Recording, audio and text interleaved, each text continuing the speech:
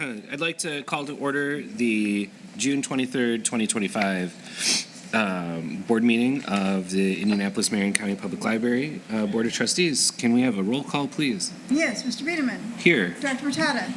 Here. Dr. Palacio. Present. And Dr. Raylo. Present.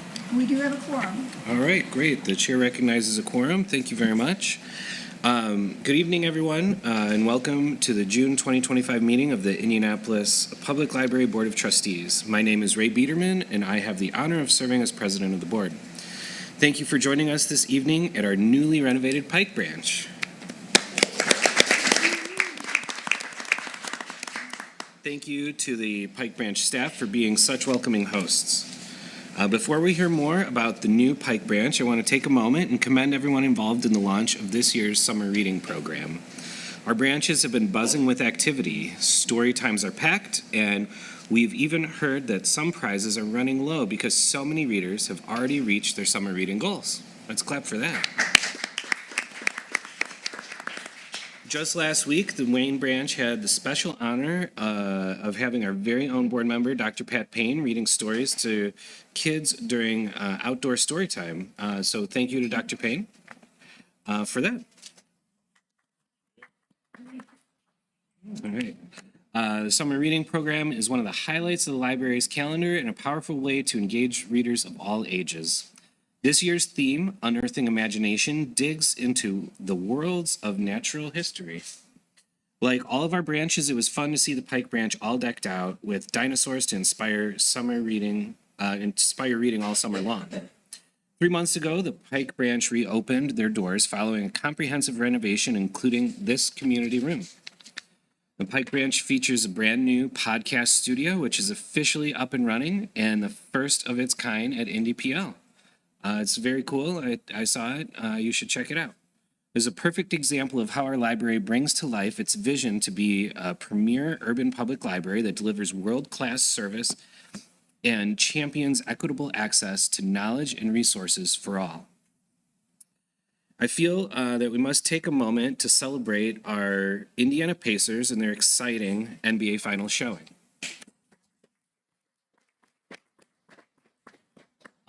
Our hearts go out to Tyrese Halliburton and his family. We wish him a speedy recovery and thank him for his part in an untold number of come-from-behind wins this postseason. Even though we didn't get the big win last night, we're very proud of our hometown team. However, I hate to report that this means our CEO, Gregory Hill, now has to make good on his friendly wager with Oklahoma City Library. That's right. Our CEO will soon be donning Oklahoma City Thunder blue and orange, posing with books about Oklahoma basketball, and yes, smiling through it all. Even so, thank you, Mr. Hill, for taking one for our team and putting literacy at the center, highlighting books, even though, unfortunately, they're all about Oklahoma City. As you can imagine, in recent weeks, the library books on the Pacers and Hoosier basketball are in higher demand than ever. I have a feeling we'll be making room on our shelves for books celebrating this incredible Pacers season. Now I'd like to turn our attention to one of our own champions, Mr. Michael Jenkins, branch manager of Pike. Mr. Jenkins has led his all-star team in fostering a welcoming and inspiring environment here at Pike. We appreciate your leadership. At this time, I'd like to invite Mr. Jenkins to come forward and tell us more about what's happening at Pike.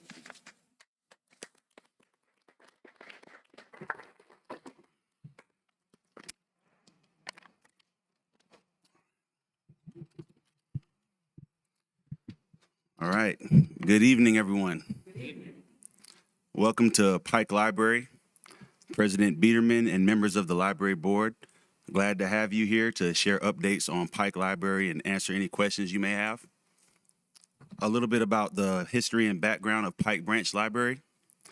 Located in Northwest Indianapolis on Zionsville Road, we opened in May 1986, moving from a 1,500 square foot storefront at 71st and Michigan Road, built on land purchased from Pike Township Schools in 1974.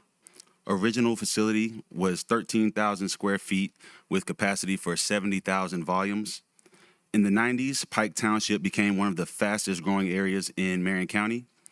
This growth increased demand for materials, seating, and parking, which led to a 7,000 square foot expansion, which was completed in 2001, which added capacity for 100,000 volumes, enhanced circulation and reference desks, a children's story theater and saltwater aquarium, as well as wired laptop tables, 2 study rooms, and 25 public internet stations. Pike is currently celebrating its 39th year of service, so we're pretty deep in there now. Offering story times, summer reading, and digital resource support, among other things.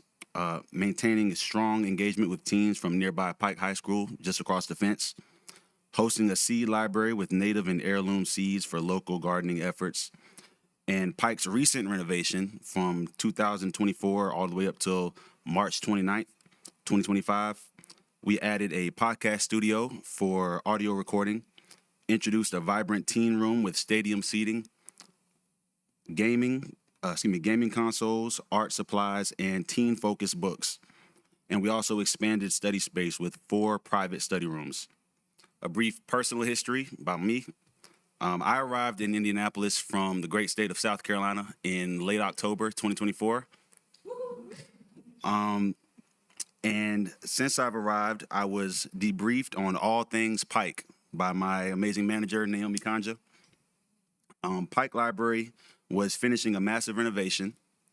Pike staff had been scattered throughout the Indianapolis public library system, and some opted to remain in their new locations, while others returned, those others being, can we go to slide 2? Those others being Aaron, as you can see here, Isaiah. I don't know if you guys can see the pointer, but where is Isaiah? Right here, smiling with his hands crossed. Mary T. Right, where's Mary? Right there with the mask on, next to Naomi.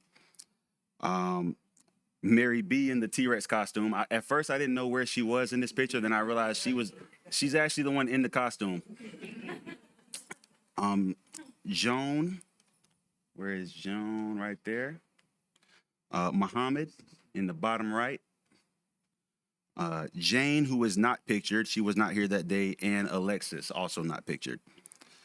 So a wave of interviews followed to fill vacancies. We welcomed several transfers from other branches, including Austin here on the bottom left, Kelsey here next to the dinosaur here, Lori right here in the blue shirt, Marissa right here. Marissa's very animated. She's great. And Needy, she came from Central, and Milo, who is not pictured. Milo just started about a week ago. So we also added completely new team members, including myself and Monroe, our security guard, right. We actually had to crop her into this. Shout out to Isaiah. She was not here at the time of this photo, but we cropped her in. Also, Naomi is cropped in. I don't know if you guys can tell. But that is Monroe there. She's new, as well as Maggie down here in the yellow shirt. And Toyosi, who is not pictured. She wasn't here that day either. And now that the dust has settled, I believe we've built a strong, high-performing team. Go to the next slide, if we would. Our population here in Pike Township and our service area has grown steadily from 2010 to 2020, though it has plateaued in recent years, as you can see from the graph here on the, my laser isn't really working, but the graph on the far left. Oops, excuse me. And our service area stands out in 2 key ways. The graph in the middle will show how. The first is educational attainment. Our service area has a higher percentage of residents with bachelor's and advanced degrees than Marion County as a whole, the metropolitan area of Indianapolis, Carmel, and Anderson, or the state overall. And that's us in that blue line here, our service area, the top blue line. The second way we stand out is, broadband access. Our service area leads in broadband internet access, surpassing both Marion County and the state as a whole, second only to the broader metropolitan area of Indianapolis, Carmel, and Anderson. Slide 4. Thank you. A few highlights from our grand reopening event. These are some new patrons getting their first library card here on the left and on the bottom right. We got Mr. Daniel that was in this room. Mr. Daniel was doing a great performance. If you get a chance, check out Mr. Daniel. He's really good. But he makes really good music for kids. Silly Safaris was up there in that top right corner. They were showing us different animals and different interesting characteristics of those. So that was very fun. Next slide. Since our reopening on March 29th, 2025, we've tracked solid usage metrics. Those numbers continue to grow as we enhance our space and increase awareness across the service areas, across our service area. The numbers are modest at this time, but they are promising and they are growing. And we do have plans in place to increase our outreach and increase awareness throughout our service area. Next slide. More photos capturing the energy and celebration of our grand opening day. This is most of the staff, a few volunteers sprinkled in here and there. Next slide. Special thanks to our partners in this renovation. Mike Coughlin on the far left. I'm just going to throw this in there. Mike's nickname is hilarious. It's Moneybags Mike. We love Mike. Adam Parsons, Chief Operation Service Officer, and our two architects from Luminat, Aaron Jennings and Sharada Shetty. Next slide. More images showcasing the revitalized space and our community's excitement. We're excited to keep engaging our service area, expanding the creative programming through the podcast studio and continuing to improve the space for everyone we serve. Next slide. I want to thank everyone for your time and attention. I'm happy to answer any questions that you have. Thank you very much. Any questions from the board?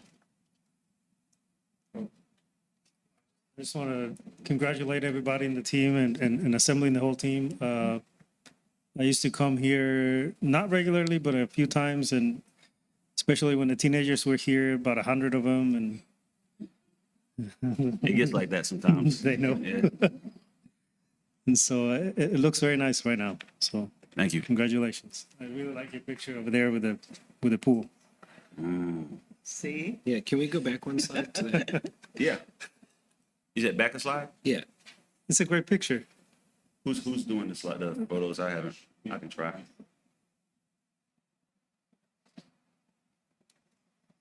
Earlier, you were asked about the challenges that you feel are really new for you coming from South Carolina to here.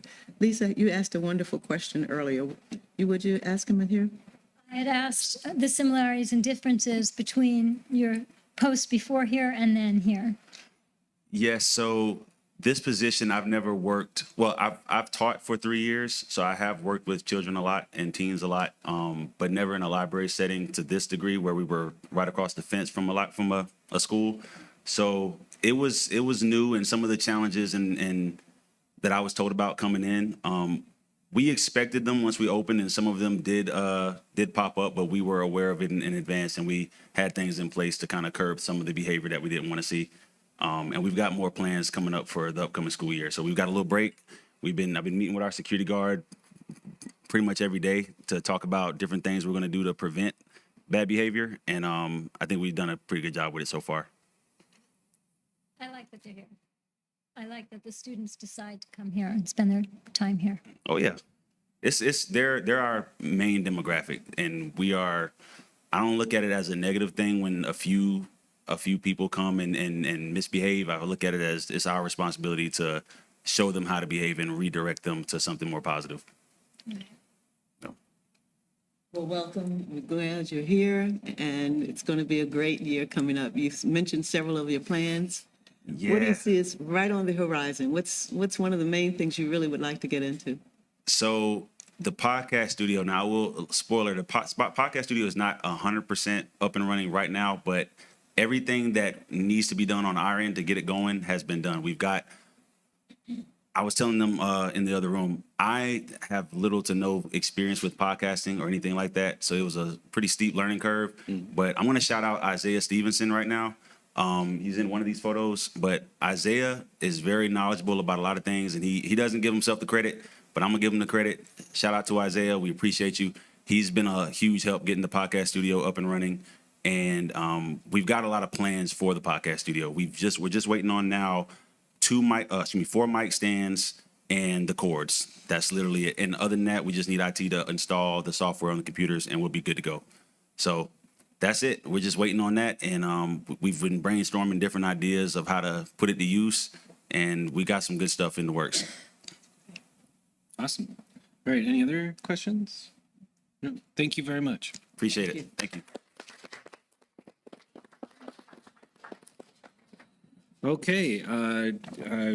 Do we have public comment today? Yes, Mr. President, we do. Melinda Mulligan, from Staff Association, is talking about scholarships. Great. All right.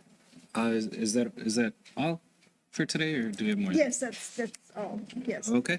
Very good. Give the speech then. Good evening, everyone. Good evening. Good evening. My name is Melinda Mulligan. I'm the manager of the Wayne Branch Library. And I'm Lindsay Haddix. I'm the West Perry branch manager, and I'm here to talk about scholarships. we'll love to show up and hand out some money to our fellow staff.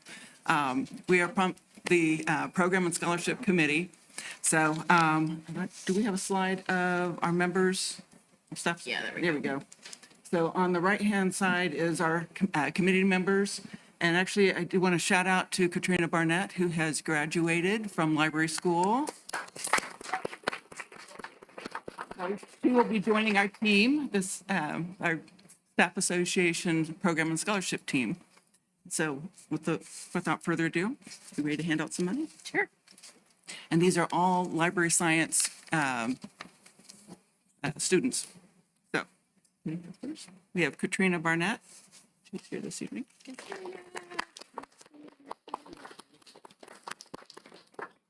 There we go. There you go. You're welcome. Make sure they're not sticking together. Okay, who we got next? Okay. Valerie Cobb, who is not here this evening, she's at work at Wayne. She's a PSA at Wayne. So I can take that to Yeah. her. Emily Grayleck from Michigan Road, PSA.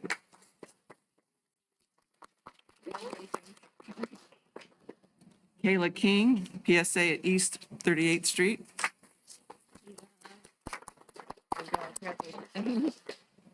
Corey Miner, Program Development Administrative Assistant. She couldn't be here this evening, so we'll get that to her. Kelsey Nielsen, East Region Floater, and I believe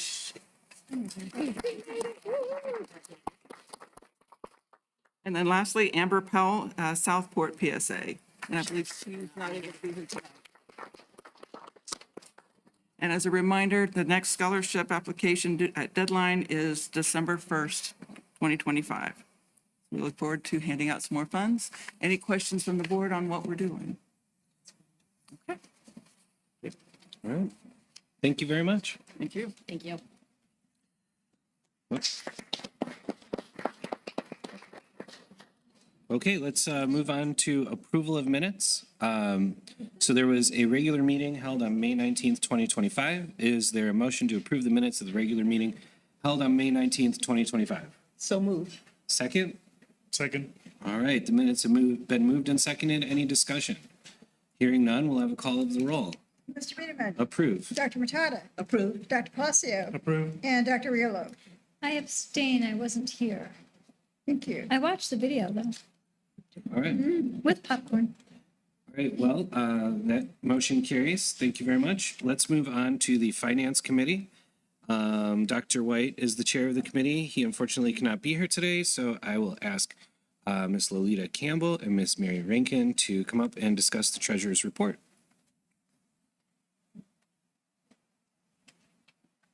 Hello, welcome. Good evening.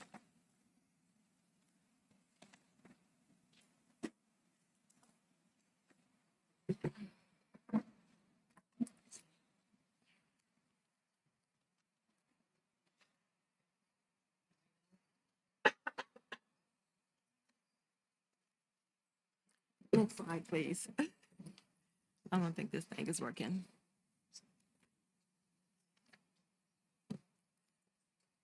Good evening. Mary and I would go over the treasury report. We're 5 months into the year, which is about 42% of the budgeted year. And I will review the revenue and Mary will review the expenditures. Right now, we are at, our revenue shows that we're at 10% of our overall budgeted revenue. And this is, the cadence of the library. Next month, we will have about 50%. It's predicted we should get half of what we budgeted now in next week or so. The other categories, intergovernmental and fines and fees and charges for services and miscellaneous are well over the budget amount, which makes it favorable for us, over the 42%. And then for our miscellaneous revenue, you see that Hoosier funds, the yield has continued to reduce. It is at 4.4%, and Trust Indiana is at 4.29%. We have earned about $108,000 in interest for the month of May. And you can find that on your detailed report on page 17 of the board documents. And next slide, please. On this slide, you'll see a graph. The gray bar is the budget, and the orange bar is May of last year, and the blue bar is May of this year. And you see the quite difference in the revenue, especially for the property taxes. They're from last year, this year is just a little bit different, about 600,000, and that is because of the delays of what's going on with the legislature. They haven't really released funds as timely as they should, but again, that should be all caught up this month. As you can see that intergovernmental, we did get about $100,000 more than we did last year. And overall, the revenue is a little less than it was last year. But again, that is a combination of the interest yield and also a delay in some revenue that we received. The next graph is the year-to-date revenue, and that is about normal than what we usually see. So last year, this time, we got a little bit more revenue from property taxes earlier than the month of June, just a little bit, and then our interest rate yield was a little bit higher. So next slide, please. And now Mary will review the expenditures. On the expenditures, we're under budget as we had planned because we absolutely cannot go over budget. On the largest category is the personal services and benefits, the salaries and benefits. And we are at 37% of our budget on total year-to-date expenditures, which as far as the year goes, we're at 42%. So we're doing fine there. And the next largest category is other services and charges, the 4.3 type. And we're at 31% on that budget. And our capital outlay is 33%. So it's all going well. And then we have the charts on the next slide. Also, there we go. On the left is the month compared to the budget. The budget's in gray, and this year's in blue, and last year's orange. And this is broken down by type. With the salaries is the largest component, and we're well under budget on that, and we're under budget on the other categories as well. On year-to-date, this line graph shows you by type, with the budget being yellow, and this year's expenses to date being in blue, and orange is last year's at this time. So we're charting along as a little bit above or below last year, but below budget with being close on supplies, but it's a smaller category, so we're doing fine. Any questions on expenditures or revenues? Yeah. And that's it for the treasury report. Okay, is there a motion to accept the report of the treasurer for May 2025 for filing for audit? So moved. Is there a second? Second. Any discussion? Hearing none, we'll have a call of the roll. Mr. Peterman, Approved? Dr. Matata, Approved. Dr. Palacio, Approved. and Dr. Riolo. Approved. All right, the motion passed. Very good. Okay, I will now recess our regular meeting and convene a public hearing. Very exciting. This is a public hearing on the 2025-2026 multi-facility long-term capital maintenance and equipment update project bonds. Try to say that 3 times. Yeah. Ms. Campbell, would you discuss the 2025-2026 multifamily long-term capital maintenance and equipment update project bonds? I would like to invite the working team. We have Mr. Jeff Quackenbush. He is our bond legal counsel for Barnes and Thornburg. And then we also have Belvia Gray. She is the principal at Baker and Tilly. And we may need Adam as well, so. Yeah.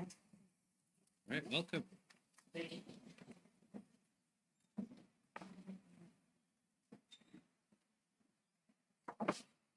Good evening, Mr. President, members of the board.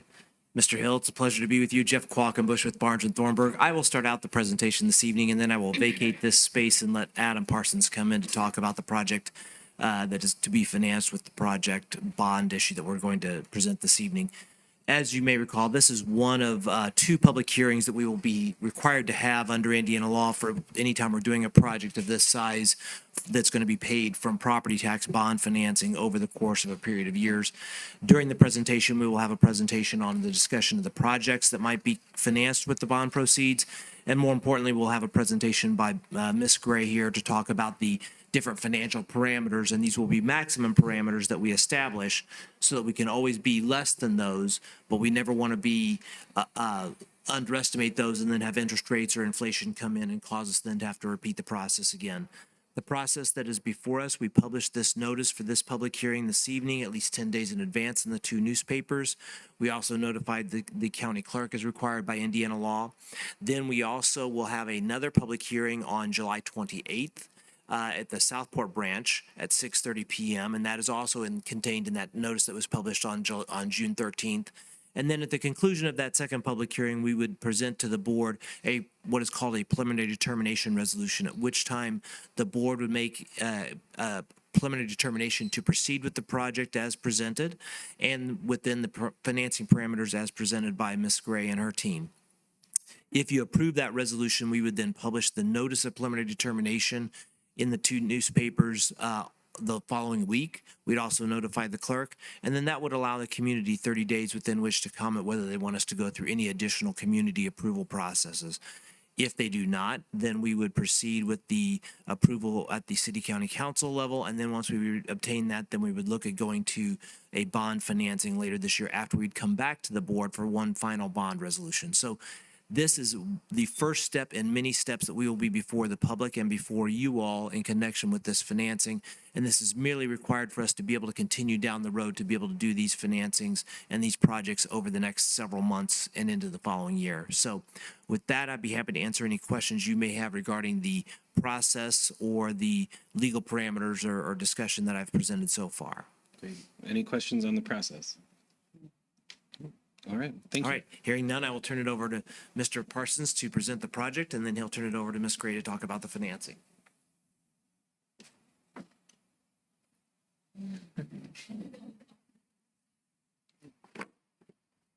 It's my collar down. Good, great. All right, thank you. I do not have any slides. The main project for this bond is the renovation of the West Indianapolis branch. And so, according to the results of the 2024 long-term patron services assessment, West Indianapolis branch was next on the list of branches to be assessed and determined for next steps. most likely a renovation. So an RFQ for architectural design services went out a couple of months ago. We have received submissions back for that. They will be evaluated in July. Part of those design services are to assess what is necessary for this branch, whether it be a renovation, expansion, possibility of a new branch. So starting at scratch, taking a fresh eye at it, excuse me, taking a fresh look at it, and assessing what is next. That is the main thrust of this bond. There are other projects that are in the list of the patron services assessment that could also be addressed, but West Indy is the prime focus.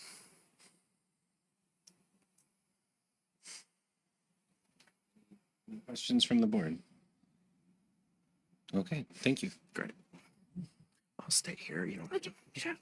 Hi, good evening, everyone. Belvia Gray with Baker Tilly.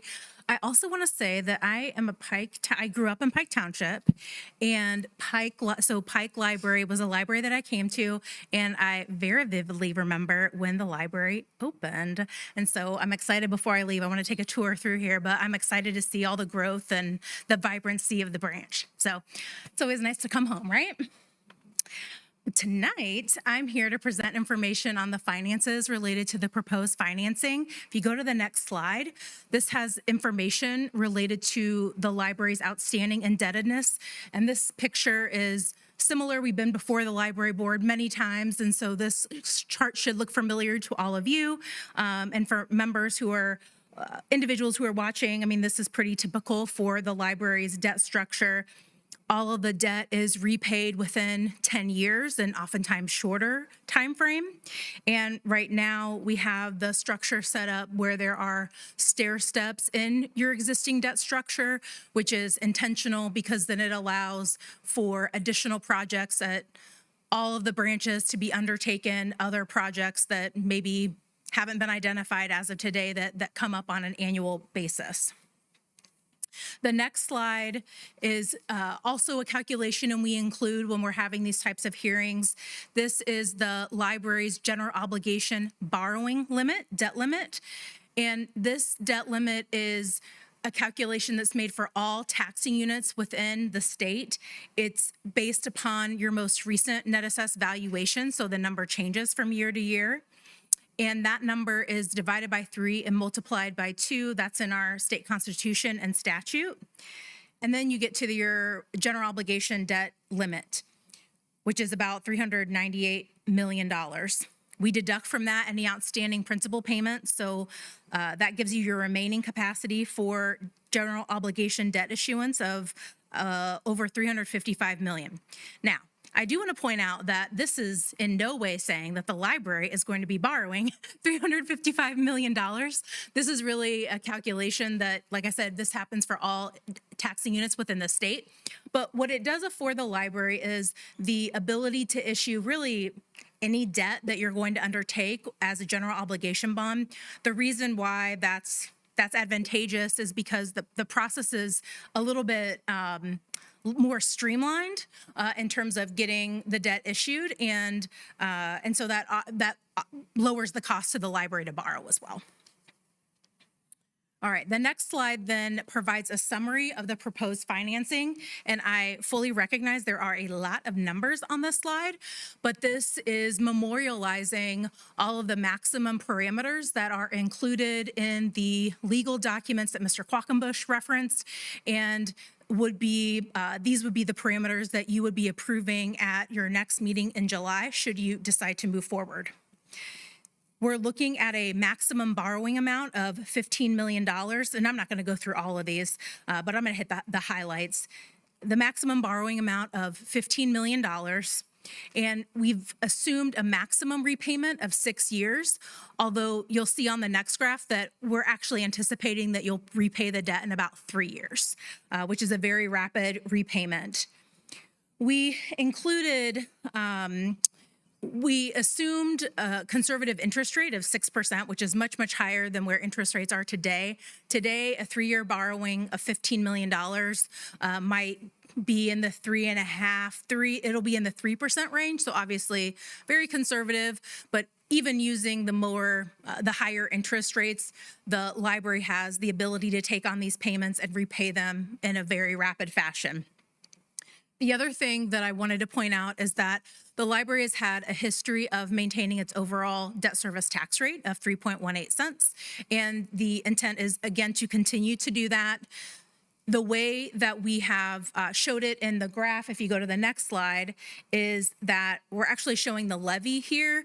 And the reason we're showing the levy is because that is something that the library controls. The library controls the levy that it takes for the debt.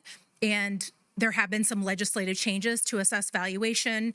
We don't know what the full impact, right, is going to be of that yet. And so we wanted to make sure that the parameters that were approved retain that flexibility, and the debt, again, should you move forward, we would not be issuing the debt until you have your 2026 net assessed valuation, and we'd be structuring the debt accordingly. This last slide then pulls it all together. The gray bar, that one. The gray bars represent all of the library's existing indebtedness, and the teal bar is the estimated repayment for the proposed bonds. And then the black dashed line represents the estimated levy for the library. That's all I have on the financing. Are there any questions related to the financing? Any questions from the board? Thank you. Okay, thank you. All right, now comes the time where I invite public comment from the audience. Is there anyone present who wishes to comment on this proposal? All right, seeing none, I will consider a motion to close the public hearing. Is there a motion to close the public hearing? Move to close. Is there a second? Sure. All right, the motion has been moved and seconded. Any discussion on closing the public hearing? Hearing none, we'll have a call of the roll. Mr. Biederman. Approve. Dr. Bertada. Approved. Dr. Palacio. Approved. And Dr. Riolo. Approved. All right, the motion is carried. The public hearing is adjourned and the regular meeting will be reconvened. Thank you to all of our guests. Let's move on to Resolution 22-2025, approval of the CDW-D-LLC Systemic Endpoint Security Complete Bundle Annual Subscription Quote. Yeah, that's one. May I invite Ms. All these are long Ms. names. Shanika Hayward up? This is the way I Yeah. They move fast. I got it. Got it. Welcome, thank you. Thank you. Okay. So good evening, President Biederman and members of the board, and to our CEO, Gregory Hill. So this evening, I'm seeking your authorization for the approval of our annual Symantec Endpoint Security Complete Bundle. It's our subscription. It's an annual subscription, and it's Resolution 6E in your packet. Okay. The Symantec Endpoint Security Complete Bundle provides comprehensive protection for our library digital infrastructure. It safeguards all of our devices, our operating system, and it keeps us protected from cyber threats. The annual cost for this prescription is $83,395, and we budgeted for it, and it will be funded from our operating fund. Any questions? Any questions from the board? All right. Okay, hearing none. Let's see. Go. We recommended, this was heard before the Finance Committee. Yes, I do and- apologize. It was passed out of the Finance Committee. Thank Yes, you. That's all right. All right, great. Since it was passed out of the Finance Committee with the due pass recommendation, I would seek a second on the recommendation. Second. It's been seconded. Any discussion? Hearing none, we'll have a Just call. one point. Oh, The importance of this can't be underestimated, particularly during this time when there's so many attacks. And in the Finance Committee discussion, we talked about NDPL staff and public laptops, desktops, workstations, servers. NDPL network needed to be protected against malware and the risks and the vulnerabilities. So we really appreciated the discussion that you brought before the Finance Committee. Thank you. Thank you. Thank you. thank you. All right, any other discussion? Hearing none, we'll have a call of the roll. Mr. Biederman. Approve? Dr. Bertada. Approved. Dr. Palacio. Approved. And Dr. Riolo. Approved. The motion is carried. Thank you very much. Thank you. Thank you. All right, we'll move on to Resolution 23-2025, OCLC cataloging, metadata, and ILL subscription services. I'd like to invite Ms. Deb Lambert. Welcome. Good evening, President Biederman, members of the board, Good evening. Gregory and Angie. So I'm coming to you with a resolution to approve our annual contract for OCLC service. OCLC service is used for cataloging tools and interlibrary loan for the library to manage all of the items that they add to the catalog every year, that the patrons see, that our staff sees to do checkouts of materials. It's hundreds of thousands of items. So it's a very critical, important tool for the cataloging team to be able to have and to be able to use. Additionally, interlibrary loan is contingent on those records being out there for hundreds of libraries, thousands of libraries across the country, and to be able to request our items, or for our patrons to be able to request things from other libraries as well. This contract is $111,502.37, and it allows the current year subscription, but they've also allowed us to do a 3-year term to cap pricing at 3.75% for the cataloging module and 1.5% for the interlibrary loan module. So we're asking that you approve that agreement. This too received a due pass from the Finance Committee. It did. And it was clear that these are essential tools, really important as a part of the ongoing operations, just as you had already mentioned, but also the notion that we're really relying upon that interlibrary loan and the ways that it is supportive. This is the reason for the due pass. Thank Great. you. Thank you very much. So it received a due pass recommendation from the Finance Committee, so I will seek a second. Second. All right, it has been recommended and seconded. Is there any discussion? All right, hearing none, we'll have a call of the roll.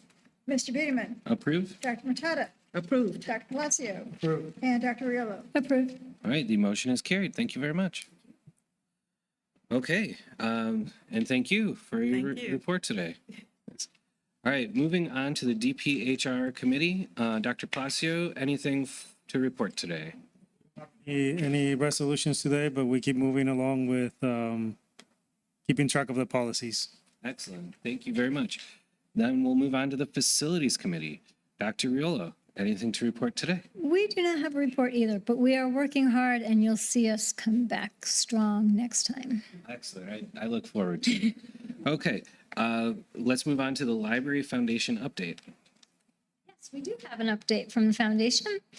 First and foremost, the foundation is pleased to announce that Kelly Kierce has joined the team as our new development officer.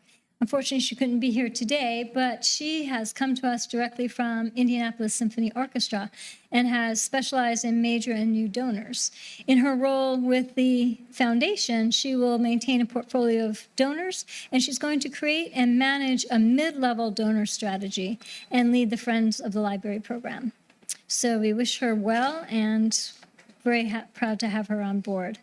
For donors, we have 234 donors to thank for gifts from last month. And our top corporate foundation donors include Elements Financial, Humana, Ritz-Carlton, and RJE Business Interiors. And then finally, the foundation is proud to have provided more than $212,000 to the library in the last month for programming, including the East 38th Street Career Center, the summer reading program. Definitely do register for it. It is very fun. The prizes for adults are adorable, and I actually have a brontosaurus planter that I started to water today, so it's pretty cool. Also, the Encyclopedia of Indianapolis Digital Indy and the LGBTQ plus competency training. So they've been really busy and generous. Thank you to the donors. Well, thank you. Thank you for the report. Now we'll move on to the report of the CEO, Mr. Gregory Hill. All right. Thank you, Mr. Biederman. Good evening, everyone. Good evening, board members. Before you is the monthly confirmatory resolution 24-2025 that is related to financial travel and personal matters that occurs between each board meeting. The resolution is in its typical format, and I would ask for your approval of the resolution. Is there a motion to approve Resolution 24-2025 regarding finances, personnel, and travel? So moved. Is there a second? Second. Resolution 24-2025 has been moved and seconded. Any discussion? Hearing none, we'll have a call of the roll. Mr. Biederman. Approve. Dr. Matata. Approved. Dr. Palacio. Approve. And Dr. Riolo. Approve. Thank you. All right, the motion is carried. Thank you, Mr. Hill. All right, thank you. All right, next we'll move on to the agenda for the board report. We'll do a typical day at Indianapolis Public Library, program overview of programming for Branch and Central Library, an update of the summer reading program where we are at this point in time, an advocacy report, branch visit summary, staff recognition, upcoming events, and then Ms. Kim Ewers, the Access, Belonging, and Culture Officer, will give a report on the 2025 training initiatives. First thing is our May average day 2025. Our physical circulation on any typical day is 13,251. That's just a slight decrease from April. Our top circulating branches, we had a little shift, but Glendale still at the top at 45,271. Franklin Road, 28,121. Lawrence is new to the top four at 26,604. And congratulations to Nora for being just opening back up at 25,248. All right. Study room bookings were 147, new card holders 79. We offered 24 programs. Program attendance was about 605, which is about a 37% increase from last month, even though we had 2 fewer programs as well. Branch visitors, Glendale is at the top of the list at 14,233. Fort Bend was at 9,896. Michigan Road, 9,481. And then Southport, 8,889. That is our typical day in May 2025. Programs across the system. For the adult side, we had a lot of programs. In your full report, there's a list of all the programs, but I'll call out the conversation circles, North Star Digital Literacy, and Art at Mar, which is a showcase of local artists that is put on every quarter. And this month is Charlotte Brown Parrott at the Martindale Brightwood branch. Adult programs, we had 249, and we had 1,719 participants. Youth programming, Fort Bend renewed its status as a certified autism center. We had race car story time at Franklin Road, and then East Washington debuted their Teen Zone program. So congratulations to them. And again, in your full report is a list of all the programming system-wide. Youth programs, we had 624. We had 19,318 patrons who participated. Advocacy, I met earlier in May, the 1st of May, with directors from Crown Point Community Library, LaPorte County Public Library, and the Johnson County Public Library. We met with the policy advisor and the legislative correspondent for Senator Banks to discuss the importance of IMLS support for libraries through advocacy and funding. And we spoke about services that affect mostly small and rural libraries. We talked about Learning Express, which is a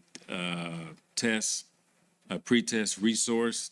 We talked about literary reference, and we talked about several other resources that the small and rural libraries get funding from IMLS. And I thought that it went really well. Senator Banks he did not join us, but his 2 representatives joined us, and they had a few questions, and it went really well. As of June 2025, IMLS is still operating under a continuing resolution that was passed on March the 4th, which maintains federal funding until the current fiscal year, which ends September 30th of 2025. Summer reading program. This year, SRP is underway, obviously. The library has various ways to participate, such as programs, activities, and of course, the reading. Juvenile, we've had 12,428 readers are participating. This was as of June. This is an 18% increase as compared to the same time last year. For adult reading, we have 6,415 readers participating, which is about a 15% increase in participation from last year. And then we also have an additional 6,034 readers who interact through the summer reading program, including daycares, preschools, and summer camps. Branch visits, this is for May of 2022, 23, 24, 25. As you see at the top of the slide, starting on your left. In 2022, we had around 165,000. 2023, it jumped up to 209. We had a dip in 2024. And then this year, we are at, for the month of May, 203,613 visits throughout the branch. Branch visits rose about 4% in May 2025 as compared to 2024. The most significant drop, which you won't see on your screen, was Michigan Road was about minus 20%, Garfield Park minus 25, Spades Park minus 29, and Michigan's roads declined, followed Pike and Norris grand opening. So that should be anticipated. In 2024, Warren had a 16% and Lawrence 18%. They had the steepest drops among branches with the new door counters. And the top gains were East 38th Street at plus 16%, West Perry 13%, the Decatur branch at 12%, and Nora and Pike are recovering at 85 and 74% of their pre-remodel visits. So we had a really good month of May. Staff recognition, I wanted to recognize our staff for May for the Star Awards. Our peer support was Bria Carter from Lawrence. Patron services is Travis Thomas and Chris Billings from Central Adult Services. Page excellence is Kimberly Mata Guerrero from Hallville. Other duties assigned, Mary Johnson from the Library Services Center, Katie Buloff, Communications for Community Involvement, and Volunteer Partnerships is Ms. Pat Bates from Indy Parks. So let's give everyone a round of applause.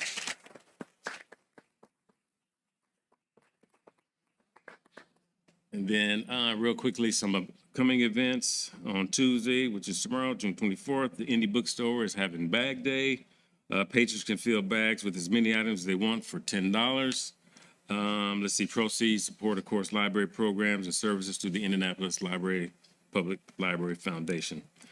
Wednesday, the 25th, we have Gray Fesco Art Reception, and that is all day.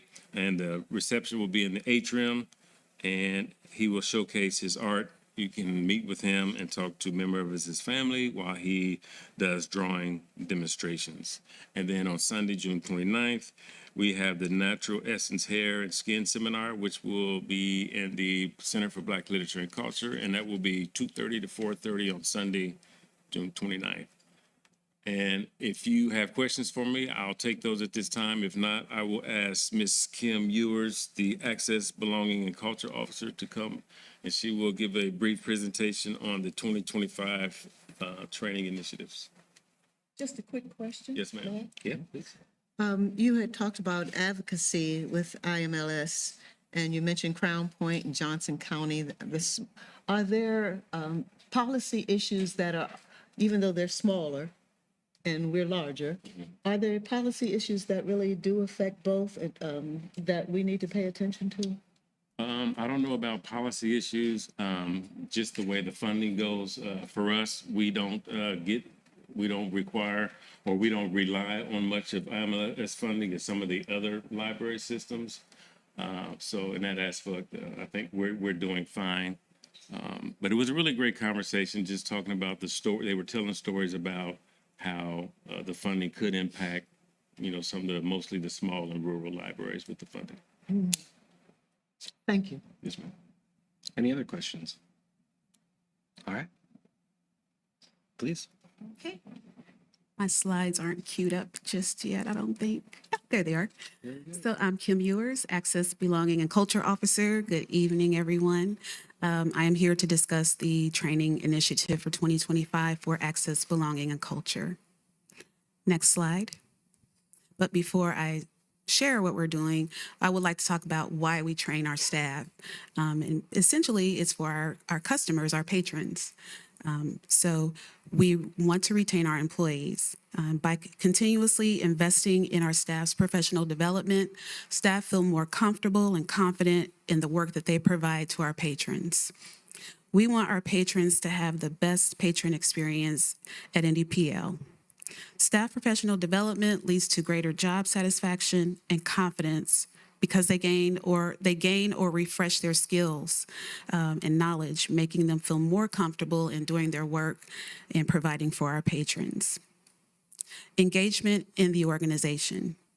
Training can lead to improved interactions with patrons and our fellow colleagues across our whole library system. Our staff want to be successful, and they want our library to succeed in the community. And we cultivate a strong workforce. So that provides a more skilled, confident, and well-rounded organization, leading to greater productivity and innovation. Training is the engine to innovation, which is passed on to our patrons through dynamic programming and services. Next slide, please. So our 2025 training initiative, we did a survey in 2024, and we tapped into our staff to inquire about what their interests were, or at that time, what they were. And so staff suggested neurodiversity training. They also suggested that they wanted to see another book discussion. So next slide. Our neurodiversity and disability awareness training is being conducted right now by Tangram. It's a virtual training, and it's for all staff. So this collective training with Tangram is neurodiversity and disability awareness training developed with our friends at Tangram to provide training to help our staff learn to communicate and assist patrons and fellow colleagues who might be neurodiverse or neurodivergent. You may recall the name Tangram because we've worked with them before, making our branches more physically accessible by providing universal or adult changing stations. And then the next slide is our staff book discussion. So we're discussing 2 books. These suggestions came through our DICE committee, which is typically our Equity Council. It stands for Diversity, Inclusion, Culture, and Equity. And our facilitators will conduct 27 sessions 3 times a day. 2 dates are in August, and the remaining 7 will be in October. And the first book is Say the Right Thing, and I'll just read a little blurb about the book. Say the Right Thing, How to Talk About Identity, Diversity, and Justice by Kenji Yoshino and David Glasgow. This book is a practical, shame-free guide for navigating conversations across our differences at a time of rapid social change. It also gives us the practical tools to do good in our spheres of influence, whether managing diverse teams at work, navigating issues of inclusion at college, or challenging biased comments at a family barbecue, Yoshino, or holidays. Thanksgiving always seems to be the holiday where things kind of go left. Yoshino and Glasgow help us move from unconsciously hurting people to consciously helping them. And the next title, The Building Blocks of Belonging, 5 Steps to Creating a Diverse, Equitable, and Inclusive Culture. The blurb is, whether you are in the C-suite or new to leadership, this book is informative and inspiring. Each chapter infuses storytelling, statistics, and strategies together in a way that allows readers to practically apply the content. This book aims to explain how to foster a culture of belonging while encouraging diversity of thought. And so our mindset was with the building blocks of belonging that maybe those in management or those that might think about possibly moving into management or some type of leadership role may lean towards that book and then say the right thing. People, whoever was interested in that could read that. So our staff had a choice. They didn't just have one book to choose from. So with that, I have ordered copies of these titles for each board member if you're interested in reading them in your free time. So you don't feel like you have to come to the discussion, but if you want to know what we're reading about, I've ordered copies for you. So, and next slide, please. Any questions? Just the focus on neurodiversity is such a big deal these days. And when you think about that as a part of the engine that drives innovation, what is the staff saying thus far about how it might be adapting to these issues? So I think with the training, it's helping staff learn how to understand patrons without knowing who they're helping. They have tools readily available they can rely on that Tangram provides. And in our trainings, our own staff members have tools and examples to share of how they dealt with anything that arises at their locations with neurodiverse or neurodivergent patrons. So it's been very helpful. Tangram has been really great with educating our staff. Yeah. I remember asking about the fact that it was online. Yes. And you still find that it's been good even It's online. still good. We've had just today of all the days. I think it was the heat. But we had some technical challenges today, but we got through them, and that class was still offered, and everyone's enjoyed it. We had 52 surveys turned in out of 80 some odd students who are staff members who attended, students who attended, and each session we have about 100 seats available for staff. So, yeah. Thank you. You're welcome. I agree with you that staff training is so important for maintaining staff and also for the benefit of the patrons. But I especially like that you've embedded staff choice, that you've asked what they want to do, you've given them choices from books, and I think that empowers them and makes them even more involved in the program. So thank you for running it that way. Thank you. You mentioned 100 seats, 82, and so, or 80 and 52 surveys, but how many staff members are taking advantage of this total? Everyone. So eventually everyone has to rotate right. through those courses, that course. And yeah, and if they miss, we have a way that because sometimes people are on PTO or they're sick, so we have a way to get the recording to them. Good, thanks. You're welcome. Excellent. Any other questions? Well, thank you very much. Thank you. Thank you for this opportunity.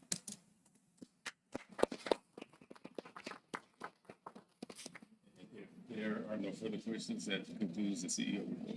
Okay. We'll move on. No unfinished business, no new business, future agenda items. This time, oh boy. You okay? I hope so. This time is made available for discussion. Items not on the agenda, which are of interest to library board members, and opportunities given to suggest items to be included on future library board meeting agendas. Do any board members have something to suggest for the July 2025 meeting? The American Library Association has put out a publication about sustainability and the importance of sustainability and the kinds of issues and challenges all libraries are facing. It would be good to get updated on the sustainability issues that are confronting our library. Okay. Anything else? Thank you for that. Thank you. Our next regular meeting will be Monday, July 28th, 2025 at the Southport Branch Library, 2630 East Stop 11 Road at 6:30. There's nothing else before us. The meeting is adjourned. Thank you. So move. Yeah. All right.